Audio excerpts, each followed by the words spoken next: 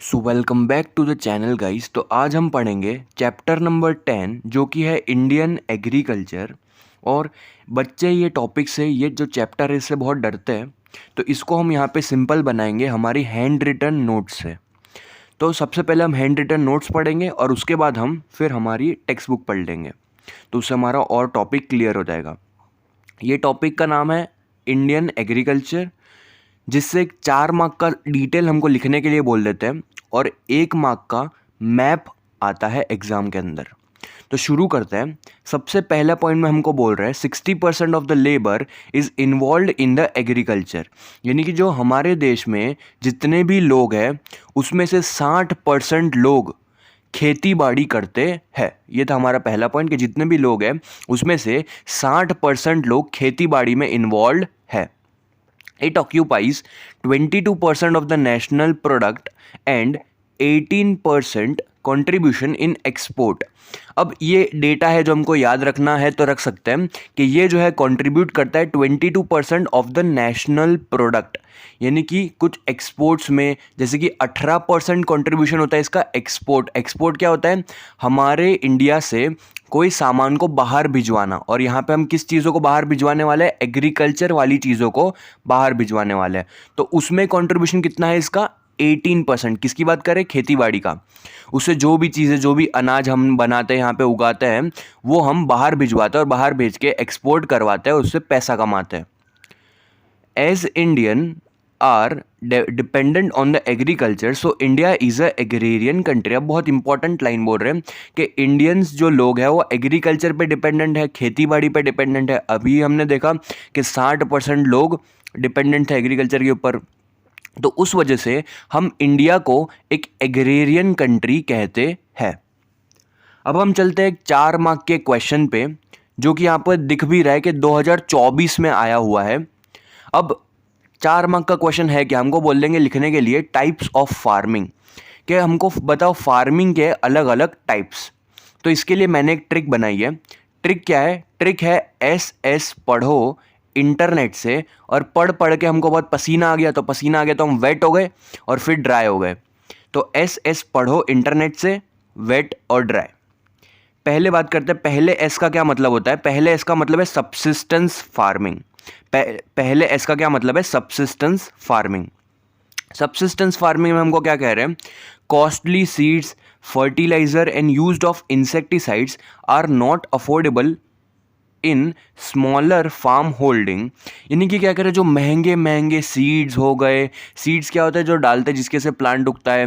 जो फर्टिलाइजर जिसको खाद बोलते हैं। इंसेक्टिसाइड यानी कि जो इंसेक्ट को मारने के लिए दवाइयाँ डाली जाती है।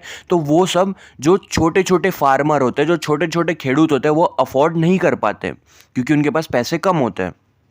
Farm production is just sufficient for his family and is consumed in maintenance of the family। तो इसमें क्या कह रहे हैं कि ऐसे फार्मर जो कम खाना, कम चीज़ें उगाएंगे और वो चीज़ों को बेचेंगे नहीं और खुद ही खा लेंगे।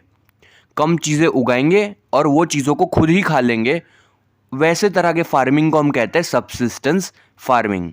सब्सिस्टेंस फार्मिंग के अंदर हमने क्या बोला कि सीड्स हो गए, फर्टिलाइजर, वो बहुत ही महंगा महंगा पड़ता था, जिसकी वजह से फार्मर क्या करने लग गया? खुद ही अनाज उगाता था और वो अनाज को खुद ही खा जाता था, क्योंकि उसके पास खेत कम है, बहुत बहुत चीज़ें महंगी पड़ रही है। उसे हम कहते हैं सब्सिस्टेंस फार्मिंग। ये हो गया हमारा पहला टाइप। अब हम चलते हैं टाइप नंबर 2, जो कि हमारी ट्रिक से भी था एस। तो दूसरे एस का क्या मतलब है? दूसरे एस का मतलब है शिफ्टिंग। Shifting agriculture. शिफ्टिंग नाम से पता चल रहा है हम शिफ्ट कर दिए, घर शिफ्ट करें, वैसे सेम होता है यहाँ पे फार्म शिफ्ट करेंगे। तो शिफ्टिंग, जिसका एक और नाम क्या है? Zoom agriculture. बहुत इंपॉर्टेंट, एक और नाम क्या है? Zoom agriculture. यहाँ पे हम क्या करते हैं? यहाँ पे हम जंगलों में चले आएंगे। जंगलों में जैसे ही हम जाते हैं, जंगलों को जला देंगे। पहले तो क्या करेंगे? जंगलों को जला दिया। जलाने के बाद वो जलाया हुआ पार्ट एशिश, कुछ राख बच जाएगी, और राख को हम हटा देंगे यहाँ से। And farming is done there, और वहाँ पे हम खेती बाड़ी करते हैं। पहले जंगलों में गए, जंगलों को जलाया, जलाने के बाद वहाँ उसको साफ किया और वहाँ पे खेती बाड़ी करी जाती है। Farming takes place for 2 to 3 years. तो वहाँ पे फार्मिंग जो है 2 से 3 साल तक करी जाती है। अब सवाल आएगा भाई 2 से 3 साल तक ही क्यों, ज़्यादा क्यों नहीं कर रहे? क्योंकि वहाँ पे धीमे धीमे करके वहाँ की जो सॉइल है, वहाँ की जो मिट्टी है वो डैमेज होने लग जाएगी। तो उसकी वजह से वहाँ पे जो फार्मिंग है केवल 2 से 3 साल तक ही करी जाती है। When the soil fertility is reduced, that area is abandoned and same method is applied at the other place। तो अब क्या बोल रहे हैं कि अगर वहाँ की मिट्टी जो है, वहाँ की अगर सॉइल जो है वो फर्टिलिटी मतलब क्या, अनाज उगाने की क्षमता, सादी भाषा में ऐसा कह सकते हैं, अनाज उगाने की क्षमता जो है उसमें ख़त्म हो जाएगी। तो वो जगह को हम छोड़ देंगे, वो जगह को हम छोड़ के नई जगह को ढूंढ लेंगे, नए जंगल में चले जाएंगे और वहाँ पे भी सेम चीज़ करेंगे। नए जंगल में जाके उसको जला देंगे, हटा देंगे सारी चीज़ों को और वहाँ पे उगाना स्टार्ट कर देंगे। और वहाँ पे भी वैसा ही कि अगर उसकी फर्टिलिटी कम हो गई 2 से 3 साल बाद वापस से चेंज कर देंगे। तो हम यहाँ पे शिफ्ट कर रहे हैं, इसलिए इसको कहा जाता है शिफ्टिंग एग्रीकल्चर। अब एक चीज़ यहाँ पे सोचने लायक बात है कि यहाँ पे जो प्रोडक्शन होगा वो बहुत ही कम होगा। क्यों? क्योंकि यहाँ पे हम जंगली इलाके में फार्मिंग कर रहे हैं, तो इसकी वजह से यहाँ पे जो प्रोडक्शन होगा वो कम रहता है। तो हमने 2 मेथड पढ़ ली, कौन कौन सी? एक हमने पढ़ी सब्सिस्टेंस फार्मिंग, जिसमें हमने बोला फार्मर गरीब था जिसकी वजह से खुद अनाज उगाता था और वही अनाज को खुद खा जाता था। दूसरा हमने बोला शिफ्टिंग, जिसके अंदर हमने बोला एक जगह से दूसरी जगह हम शिफ्ट करते हैं, जंगलों में जाते हैं, जलाते हैं, उसको हटाते हैं और वहाँ पे चीज़ें उगाते हैं। अब हम चलते हैं एस पढ़ो। तो पढ़ो से हमको याद आएगा प्लांटेशन एग्रीकल्चर। प्लांटेशन में हमको क्या कह रहे हैं? There should be more technical knowledge, capital investment, skills and machine. अब क्या बोल रहे हैं? ये अब नए ज़माने का एग्रीकल्चर है, जिसमें हमको कह रहे हैं कि यहाँ पे जो भी बंदा फार्मिंग कर रहा है उसको टेक्निकल नॉलेज होनी चाहिए। पहली तो अच्छी नॉलेज होनी चाहिए। दूसरा कैपिटल इन्वेस्टमेंट, कैपिटल का मतलब होता है पैसे, तो इसमें तुमको अपने पैसे रोकने पड़ेंगे, पैसों का इन्वेस्टमेंट करना पड़ेगा। तुम्हारे में कोई स्किल होनी चाहिए, यहाँ पे अलग अलग मशीन्स चाहिए होगी, मशीन्स की ज़रूरत होगी तो वो भी मशीन्स भी यहाँ पे हमको चाहिए। अब कौन कौन सी चीज़ें हम यहाँ पे उगाते हैं? तो उगाने के लिए हमारे पास ट्रिक है, हमने ट्रिक बनाई है। जैसे कैमरा होता है तो कैमरा का पहले 3 लेटर्स जो कि है CAM। C से हमको याद आएगा कॉफ़ी, कोको और कोकोनट। A से याद आएगा एप्पल, आंवला और M से याद आएगा मैंगो। तो जितने भी हमने चीज़ें बोली वो हम यहाँ पे प्लांटेशन एग्रीकल्चर से उगाते हैं। तो हमने अभी 3 मेथड्स पढ़ ली टाइप्स ऑफ फार्मिंग के अंदर अपनी ट्रिक से। ट्रिक क्या थी? एस पढ़ो इंटरनेट से, फिर वेट और फिर ड्राई। तो हमने सबसे पहली जो थी शिफ्टिंग, सब्सिस्टेंस फार्मिंग वो कर ली, दूसरी शिफ्टिंग और पढ़ो से याद आता है प्लांटेशन। अब चौथी टाइप आती है जो कि है इंटरनेट से हमको याद आएगा इंटेंसिव। तो एक फार्मिंग है जिसका नाम है इंटेंसिव फार्मिंग। इसमें हमको क्या कह रहे हैं कि इसमें हम क्या करेंगे? कैश क्रॉप उगाएंगे। कौन से क्रॉप उगाएंगे? Cash crop. अब भाई ये कैश क्रॉप क्या होता है?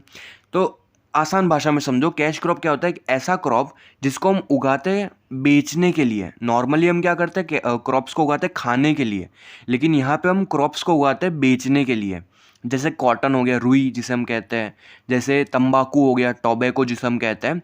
तो ये सब कैश क्रॉप्स हैं। As more importance is given to the economic return, so known as commercial farming। अब इसमें क्या कह रहे हैं? ज़्यादा इंपॉर्टेंस यहाँ पे पैसों को दिया जाता है। इकोनॉमिक रिटर्न यानी कि पैसों को ज़्यादा इंपॉर्टेंस यहाँ पे जैसे खुद देखो ना, टोबैको जो तंबाकू कितना महंगा मिलता है, तो ज़्यादा इंपॉर्टेंस यहाँ पे पैसों को दिया जाता है। इसलिए ये फार्मिंग का नाम है कॉमर्शियल फार्मिंग। ये फार्मिंग का, इंटेंसिव फार्मिंग का एक और नाम क्या है? Commercial farming. अब हम चलते हैं हमारी 5th टाइप जो कि थी एस पढ़ो इंटरनेट से और फिर वेट। तो वेट फार्मिंग का नाम ही है वेट फार्मिंग। तो एक बात यहाँ से हमको क्या पता चलती है? वेट फार्मिंग मतलब क्या? ये फार्मिंग वहाँ पे करी जाएगी जहाँ पे बारिश ज़्यादा होगी। तो पहला पॉइंट तो ये होगा कि ये फार्मिंग कहाँ पे करी जाती है? जहाँ पे बारिश ज़्यादा होती है। दूसरा पॉइंट हमें ये कह रहे हैं जहाँ पे इरिगेशन की फैसिलिटी एडिक्वेट हो। एडिक्वेट मतलब क्या? सफिशिएंट। जहाँ पे इरिगेशन की फैसिलिटी सफिशिएंट हो वहाँ पे करी जाती है। अब कौन कौन सी चीज़ें यहाँ पे उगाई जाती है? तो वो है पैडी, शुगर केन और कॉटन। किसके अंदर? वेट फार्मिंग के अंदर। बस हमको इतना याद करना था। अब हम चलते हैं हमारी आखिरी फार्मिंग की टाइप्स पे जो कि है ड्राई फार्मिंग। तो ड्राई फार्मिंग में नाम से क्या पता चल रहा है? ये वहाँ पे करी जाएगी जहाँ पे बारिश कम रहेगी। अगर बारिश यहाँ पे कम है तो इरिगेशन की फैसिलिटी भी यहाँ पे कम रहेगी। तो यहाँ पे क्या होगा, फार्मिंग सिर्फ और सिर्फ किस पे डिपेंड करेगी, बारिश के ऊपर, क्योंकि इरिगेशन की फैसिलिटी, इरिगेशन क्या होता है, जो बाहर से हम पानी, नदियों से पानी ला दिया तो उसको हम वो इरिगेशन कह सकते हैं। तो हाँ, यहाँ पे बारिश, यहाँ पे सिर्फ और सिर्फ किस पे डिपेंडेंट होगा, यहाँ पे सिर्फ और सिर्फ बारिश के ऊपर ही डिपेंडेंट रहता है। अब क्या बोल रहे हैं, यहाँ पे सिर्फ एक तरह का ही क्रॉप उगाया जा सकता है। अब इसके एग्जाम्पल कौन कौन से हैं, तो इसके एग्जाम्पल है ज्वार, मिलेट, पल्सेस। तो एक बार क्विकली रिवाइज मारते हैं। सबसे पहले हमने बोला, हमने हमारी जो ट्रिक थी, एस पढ़ो इंटरनेट से, पढ़ पढ़ के पसीना आ गया, वेट और ड्राई। एस सबसे पहले हमने बोला सब्सिस्टेंस फार्मिंग, जिसके अंदर हमने बोला था कि यहाँ पे फार्मर कम चीज़ें उगाएगा क्योंकि वो गरीब है, उसके पास फार्म कम है, उसको वो चीज़ें अफोर्ड नहीं कर सकता। दूसरा हमने बोला शिफ्टिंग, जिसके अंदर हम फॉरेस्ट के अंदर जाएंगे, फॉरेस्ट को जलाएंगे, चीज़ों को साफ करेंगे और वहाँ पे उगाएंगे। फिर तीसरा हमने बोला प्लांटेशन। प्लांटेशन में हमने बोला कि हमारे पास पैसे हमको रोकने पड़ेंगे, इन्वेस्टमेंट करना पड़ेगा, अलग अलग चीज़ों की ज़रूरत होगी, नॉलेज की ज़रूरत होगी। उसके बाद हमने बोला चौथे टाइप में, जो कि था इंटेंसिव। यहाँ पे हमने बोला कि हम मेन कैश क्रॉप्स को उगाएंगे जिससे हमको पैसा मिलेगा, इसलिए इसका एक और नाम क्या बोल दिया, कॉमर्शियल फार्मिंग। फिर हमने बोला वेट, नाम से था, जहाँ पे बारिश ज़्यादा है, जहाँ पे इरिगेशन की फैसिलिटी ज़्यादा है, और ड्राई, जहाँ पे बारिश कम है, जहाँ पे इरिगेशन की फैसिलिटी कम है। अब हम ये सारी चीज़ों को एक बार अपनी टेक्स्ट बुक से पढ़ लेते हैं। तो शुरू करते हैं। सबसे पहले हमें पहली लाइन में ये कह रहे हैं, since the ancient time agriculture has remain a prime economic activity of most of the people in India. यानी कि बहुत पुराने टाइम से, पुराने वर्षों से एग्रीकल्चर जो है बहुत ही इंपॉर्टेंट रहा है, क्योंकि यार खाना है, खाना यहीं से मिलता है तो इंपॉर्टेंट तो होगा ही। अब even today main support for the Indian economy is agriculture, यानी कि जो इंडिया की जो इकोनॉमी है, जो पैसों की बात है, उसमें एग्रीकल्चर का बहुत इंपॉर्टेंट रोल रहता है, क्योंकि हमने चैप्टर के स्टार्टिंग में देखा था कि 60% लोग इसके अंदर इन्वॉल्व थे। इस वजह से इंडिया की इकोनॉमी में इसका बहुत ही इंपॉर्टेंट रोल रहता है। Agriculture is a important resource of India, ये बहुत ही इंपॉर्टेंट रिसोर्स है, जो हमने चैप्टर 8 में पढ़ा था। About 60% of the labour power is engage in the agriculture. तो वही कह रहे हैं कि 60% लोग जो है इसके अंदर अपना योगदान, अपना कॉन्ट्रीब्यूशन देते हैं।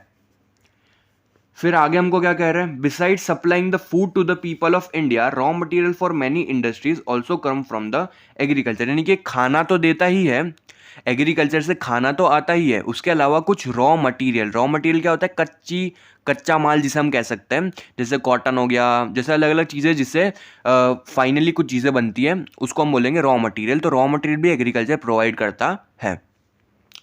Agriculture occupies about 22% of the national product.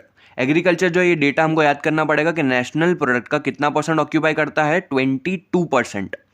और क्या बोल रहे हैं, crops and other farm product holds about 18% contribution in the export which earns a huge foreign exchange. अब ये मैंने आगे भी समझाया था कि एक्सपोर्ट हम करेंगे, एक्सपोर्ट मतलब क्या, कोई भी चीज़ हमने यहाँ पे अनाज उगाया, मान लो हमने गेहूँ उगाए, अब वो गेहूँ इंडिया के पास बहुत ज़्यादा थे, तो इंडिया क्या करेगा, थोड़े गेहूँ अफगानिस्तान में दे दिए, थोड़े पाकिस्तान में दे दिए, और वहाँ से इसने फॉरेन एक्सचेंज कमाया, यानी कि पैसे कमाए।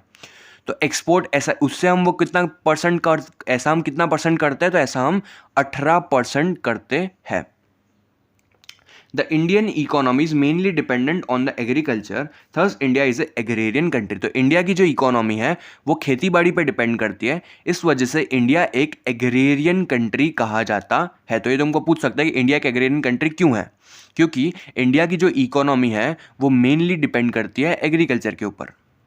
अब हम आगे चलते हैं। In most of the areas in India 2 और more crops annually can be taken due to the factor like fertile. अब ये तो सब फालतू, इसको पढ़ने की जरूरत नहीं है, ये पैराग्राफ को हम स्किप कर सकते हैं। अब हम सीधा आ जाते हैं टाइप्स ऑफ फार्मिंग के ऊपर, जो कि 4 मार्क का क्वेश्चन था, ये मैंने आगे भी बताया था, और इसमें अपनी ट्रिक भी थी, एस पढ़ो इंटरनेट से, पढ़ पढ़ के वेट फिर ड्राई। शुरू करते हैं। सबसे पहला जो हमने हमारे ऑर्डर के हिसाब से जाएंगे, यहाँ पे ऑर्डर अलग दिया है लेकिन हम अपने ऑर्डर के हिसाब से जाएंगे। सबसे पहला जो अपने बोल रहे हैं यहाँ पे, the socio economic condition of the people of India, administrative policy and the entire Indian economy are associated with the agriculture. यानी कि सारी चीज़ें जितनी भी है, सब में खेती बाड़ी का यूज़ आता ही है, क्योंकि सब में अनाज चाहिए ही, हमको खाने के लिए अनाज तो चाहिए। फिर farming types are classified according to the irrigation methods, farm output, economic return. अब हमने ये जो क्लासिफिकेशन किया है अलग अलग 6 टाइप में जो हमने क्लासीफाई किया है, वो किसके हिसाब से किया है, कैसे क्लासिफिकेशन किया है, तो वो हमने किया है एक तो इरिगेशन मेथड के हिसाब से, जैसे हमने बोला था ना वेट और ड्राई, तो यहाँ पे इरिगेशन के मेथड के हिसाब से किया। फार्म आउटपुट यानी कि हमको फार्म से क्या क्या चीज़ें बनती है, ज़्यादा पैसा मिलता है, कम पैसा मिलता है। और इकोनॉमिक रिटर्न मतलब वही पैसा कैसा मिल रहा है, ज़्यादा पैसा है कि कम पैसा है।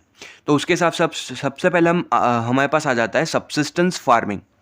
अब सब्सिस्टेंस फार्मिंग होता क्या है, after independence many agriculture development projects are implemented yet the economic condition of the Indian farmer is even weak today.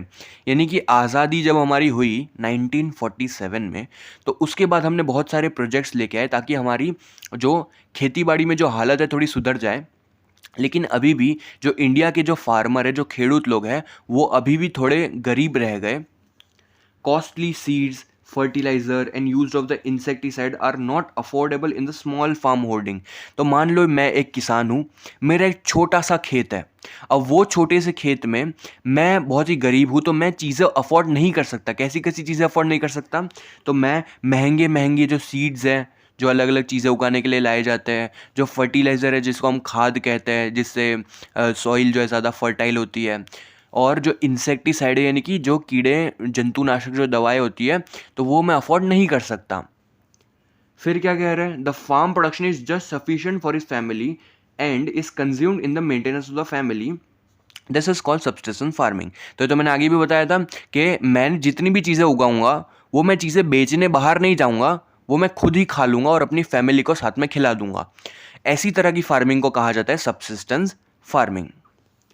So even today Indian agriculture is considered to be an activity of life maintenance only. इसलिए India की जो यहाँ पे खेती बाड़ी को ऐसा माना जाता है कि इससे खाली तुम्हारा घर ही चल पाएगा, मतलब तुम्हारा कुछ प्रॉफिट नहीं हो पाएगा, इसलिए कहा जाता है सब्सिस्टेंस फार्मिंग की वजह से कहा जाता है।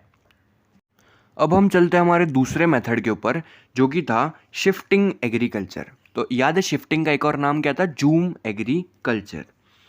Here, forests are burnt and cleared and farming is carried out there। जंगलों को जलाया जाएगा, उसको साफ करा जाएगा और वहाँ पे खेती बाड़ी करी जाएगी। The farming takes place for 2 to 3 year, 2 से 3 साल तक ये करा जाता है। When the soil fertility is reduced, that area is abandoned and the same method is applied to start farming at the other place। This is called zoom cultivation. तो जब भी यहाँ पे सॉइल की फर्टिलिटी कम हो जाती है, तो वो सॉइल को छोड़ दिया जाता है और दूसरी जगह पे जाया जाता है, दूसरे जंगलों में जाया जाता है और वहाँ पे सेम चीज़ें अपनाई जाती है। अब अगर अपने आगे बात करें कि यहाँ पे हम क्या क्या चीज़ें उगा सकते हैं, तो सीरियल्स एंड वेजिटेबल्स यानी कि अलग अलग जो सब्जियाँ होती है उसको हम यहाँ पे जूम एग्रीकल्चर के अंदर उगा सकते हैं। अब मेन चीज़ यहाँ पे जो एमसीक्यू में आता है कि यहाँ पे इसका जो यहाँ ऐसी तरह की फार्मिंग में जो आउटपुट होता है, जो प्रोडक्शन होता है, वो बहुत कम रहता है। ये हमने बात करी कौन से एग्रीकल्चर की, शिफ्टिंग एग्रीकल्चर, जिसको हम जूम एग्रीकल्चर भी कहते हैं। तो एस पढ़ो। अब हम आते हैं प्लांटेशन के ऊपर। This is a special type of agriculture, बहुत ही स्पेशल है। यहाँ पे क्या क्या उगाया जाता है, तो रबर को, टी जैसे कि चाय हो गई, कॉफ़ी हो गई, कोको जैसे चॉकलेट बनाते हैं ये कोको से बनाया जाता है, कोकोनट हो गया, एप्पल, मैंगो, ऑरेंज, ग्रेप्स, आंवला, लेमन, खारेक जो हम खाते हैं जिसको डेट कहते हैं, खारेक, are reared with great care. तो ये सारी चीज़ें उगाई जाती हैं। It is necessary that there should be more capital investment, यहाँ पे तुमको पैसे लगाने पड़ेंगे। स्किल, तुम्हारे पास कोई स्किल होनी चाहिए, टेक्निकल नॉलेज होनी चाहिए, मशीन्स, बड़े बड़े मशीन्स आते हैं वो मशीन्स होने चाहिए, फर्टिलाइजर्स होने चाहिए जिसे हम खाद कहते हैं वो होना चाहिए, protection on all the side, आजू बाजू में प्रोटेक्शन होनी चाहिए ताकि फार्म जो उसके अंदर कोई जंगली जानवर ना घुस जाए। एक्विजिशन का मतलब क्या होता है कि चीज़ें खरीदना, चीज़ें बेचना, ये सारी चीज़ें तुमको आनी चाहिए।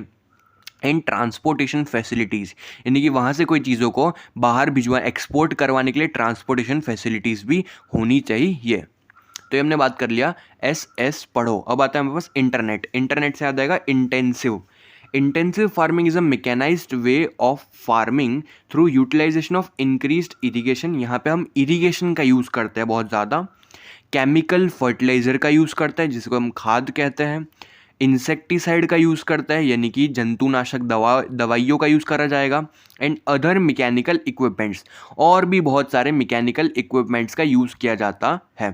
तो भाई ये तो हम आगे वाले में भी यूज़ कर रहे थे, जो आगे था प्लांटेशन, तो ये कैसे अलग है? इंटेंसिव में ऐसी अलग है कि इसके अंदर हम क्या उगाते हैं, इसके अंदर हम उगाते हैं कैश क्रॉप। ये मैंने आगे भी बताया था, कैश क्रॉप क्या होता है? ऐसी चीज़ें जिसको हम बेचने के लिए उगाते हैं, ना कि खाने के लिए, उसे हम कहते हैं कैश क्रॉप्स। जैसे कि तंबाकू हो गया, तो कैश क्रॉप्स जो होते हैं, cash crops area sown under this, अरे क्या बोल रहा हूँ, cash crops grow more in this type of farming. यहाँ पे कैश क्रॉप्स को उगाया जाता है। The per hectare production has increase very much here and the area sown under this crops has increase. तो यहाँ पे जो पर हेक्टर प्रोडक्शन है, यानी कि थोड़ी सी ज़मीन में बहुत ज़्यादा चीज़ें उग जाती है, उसको बोलेंगे पर हेक्टर प्रोडक्शन, वो बहुत ज़्यादा होता है यहाँ पे। As more importance is given to the economic return in this type of farming, it is also called commercial farming. तो ये तो बहुत बेस्ट एग्जाम्पल है तंबाकू का, टोबैको का। तो टोबैको बहुत महंगा बिकता है, तो यहाँ पे ये जो कैश क्रॉप हमने इसके अंदर उगाया है, इस वजह से यहाँ पे इंपॉर्टेंट किसको दिया जाता है? पैसों को। इसलिए इस फार्मिंग का नाम है कॉमर्शियल फार्मिंग। अब हम चलते हैं हमारे दूसरे टाइप्स पे, जो कि हमारे पास एसएस पढ़ो इंटरनेट से पढ़ के वेट। अब वेट फार्मिंग पे चलते हैं। Wet farming is carried out in the region of heavy rain, जहाँ पे बहुत भारी बरसात हो रही है, जहाँ पे इरिगेशन की फैसिलिटी सफिशिएंट है, यानी कि एडिक्वेट है। If there is no rainfall और if it is insufficient, more than one crop is taken with the help of irrigation. यहाँ पे एक पॉइंट हमारा रह गया था कि एक से ज़्यादा क्रॉप को हम यहाँ पे उगा सकते हैं। तो तुम वेट को और ड्राई को कंपैरिजन में पढ़ना तो ज़्यादा याद होगा। अब क्या क्या चीज़ें हम यहाँ पे उगाते हैं? तो paddy, sugar cane, cotton, wheat, vegetables, ये सब चीज़ें हम यहाँ पे उगाते हैं। अब हम चलते हैं ड्राई फार्मिंग के ऊपर। तो यहाँ पे क्या कह रहे हैं? यहाँ पे रेनफॉल कम होगी, इरिगेशन की फैसिलिटीज़ कम होगी, यहाँ पे केवल एक ही क्रॉप को हम उगा सकते हैं। और यहाँ पे फार्मिंग किस पे डिपेंडेंट रहेगी? तो बारिश के ऊपर डिपेंडेंट रहेगी। अब यहाँ पे कौन कौन सी चीज़ें हम उगाते हैं? तो crops like jowar, millet, pulses, जिसको कम पानी चाहिए, ऐसी हम चीज़ें उगाते हैं। In Gujarat wheat and gram are grown in the humid soil after the monsoon is over. तो गुजरात के अंदर हम यहाँ पे ये मिट्टी, मतलब ये फार्मिंग से क्या क्या उगाते हैं? तो गुजरात के अंदर हम उगाते हैं वीट और ग्राम को।